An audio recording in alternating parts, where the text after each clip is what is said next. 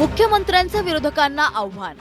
Open challenge की माझ्या स्तरातल्या कुठल्याही त्यांच्या नेत्यांनी माझ्यासोबत महिला विधेयकाच्या संदर्भात ओपन डिबेट करावी. खासदार सुप्रिया सुळेंनी फडणवीसांचं आव्हान स्वीकारलं. माननीय मुख्यमंत्री म्हणतील ती जागा, माननीय मुख्यमंत्री म्हणतील ती वेळ. खासदार प्रणिती शिंदेंचं फडणवीसांना प्रति आव्हान. तुमच्या सगळ्या मुख्यमंत्र्यांना बसवा, चला. योगीजी असतील, फडणवीसजी असतील, सगळे मुख्यमंत्री, प्राईम मिनिस्टर, आणि आम्ही काँग्रेसच्या फक्त महिला, तुम्हाला आम्ही उत्तर देऊ. महिला आरक्षण कायद्यात दुरुस्ती करण्यासाठी आणलेलं 131वे घटना दुरुस्ती विधेयक शुक्रवारी लोकसभेत नामंजूर झालं, पण त्याचे पडसाद थांबायचं नाव घेत नाहीये. राज्यातील नेत्यांकडून एकमेकांना आव्हान प्रति आव्हान दिलं जातंय. त्यात मुख्यमंत्री देवेंद्र फडणवीसांनी आघाडी घेतलीय, तर विरोधकांनी मुख्यमंत्र्यांचं चर्चेचं आव्हान स्वीकारलंय. मी तर आज त्यांना ओपन चॅलेंज देतो.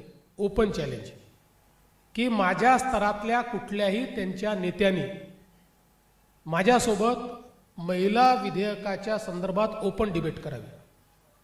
ओपन डिबेट की याच्यामध्ये काय चूक आहे, या पद्धतीत काय चूक आहे, याच्यावर ओपन डिबेट करावी.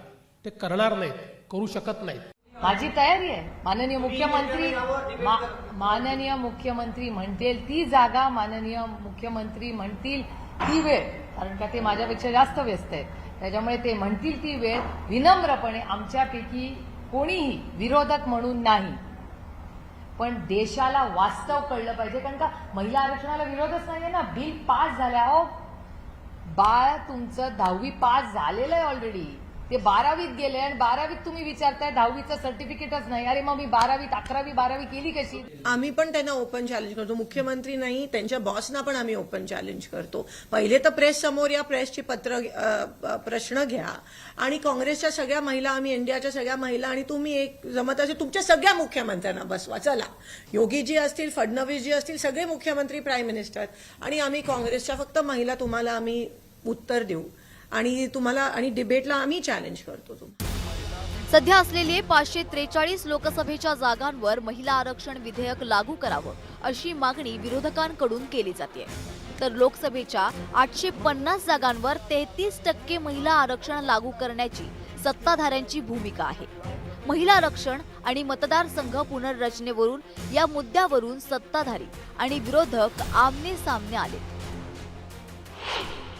2023 साली ज्यावेळी महिला आरक्षणाकरता संविधान संशोधन झालं, त्यावेळी त्या संविधान संशोधनाच्या माध्यमातून सेन्सस आणि डिलिमिटेशन या दोन्ही पूर्ण करून त्या ठिकाणी हे विधेयक लागू करण्यात येईल असं संविधान संशोधन झालं.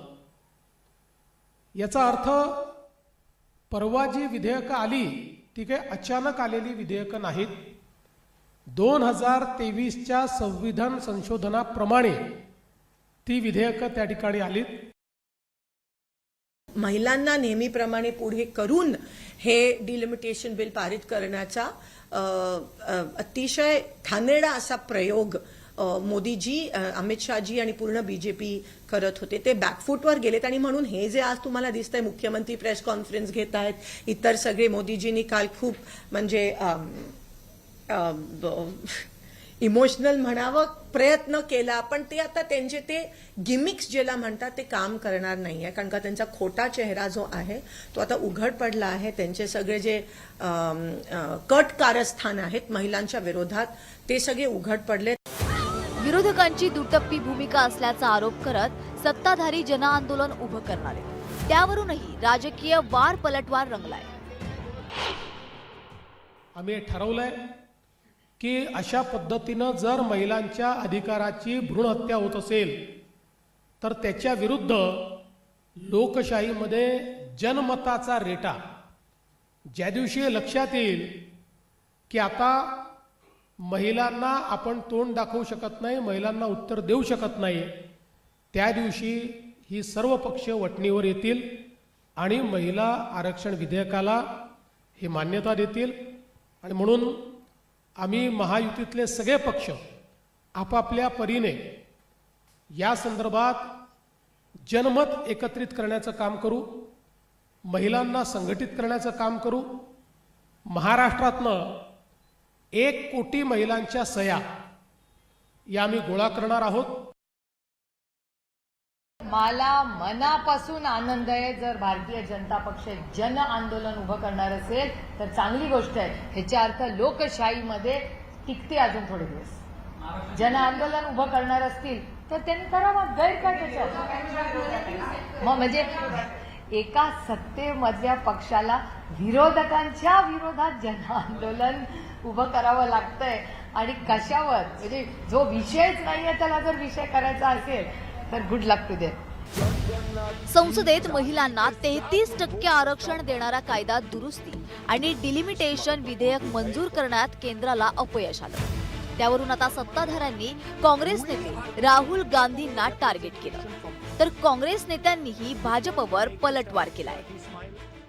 खरं म्हणजे एखादा व्यक्ती किती खोटं बोलू शकतो याचं जर ऑलिम्पिक घेतलं तर मी तुम्हाला सांगतो राहुल गांधींशिवाय दुसऱ्याला मेडल मिळूच शकत नाही. सगळी गोल्ड मेडल हे राहुल गांधींनाच मिळतील. आणि महिलांना तर निश्चितपणे मागे टाकण्याचं काम त्यांनी केलं आहे. त्यामुळे मी राहुल गांधींनी माफी मागावी असं कधी म्हणणार नाही, कारण ते मागणारच नाही. मला हे माहिती आहे, त्यांना महिलांचा अपमान करणं, समाजातल्या इतर घटकांचा अपमान करणं हा त्यांचा छंद आहे. तुम्ही सेन्सेस पण आम्हाला सेन्सेससाठी थांबत नाही आहात, का सेन्सेससाठी नाही थांबत आहात, म्हणून हे नॅरेटिव्हच होत नाही, हा विषयच होत नाही. आणि ते नेहमी तुम्ही बघा, ते नेहमी त्याच्या विरोधात असतील, महिलांच्या विरोधात असतील, अनेक वेगळे वेगळे जे गट आहेत त्यांच्या विरोधातला ह्यांचा एक नॅरेटिव्ह. ह्यांना फक्त सत्ता पाहिजे, ह्यांना दुसरं काही नाही. मग काही होऊ दे देशाला, देशाचे तुकडे होऊ देत, आमची सत्ता तशीच राहिली पाहिजे. हा एक तुच्छ विचार त्यांचा जो आपल्याला दिसून येतो तो आज उघड पडला आहे. महिला आरक्षण दुरुस्ती विधेयकाचा मुद्दा सत्ताधाऱ्यांच्या चांगलाच जिव्हारी लागलाय. त्यामुळे आता सत्ताधाऱ्यांनी यावरून रान पेटवलंय. अशातच आता नेत्यांकडून एकमेकांना खुले आव्हान दिलं जात आहे. मुख्यमंत्री फडणवीस आणि सुप्रिया सुळेंमधील हे आव्हान प्रतिआव्हान त्याचाच एक भाग आहे. पुढचे काही दिवस तर या मुद्द्याभोवती राजकारण रंगण्याची चिन्ह आहेत. Bureau report, news 18 Marathi.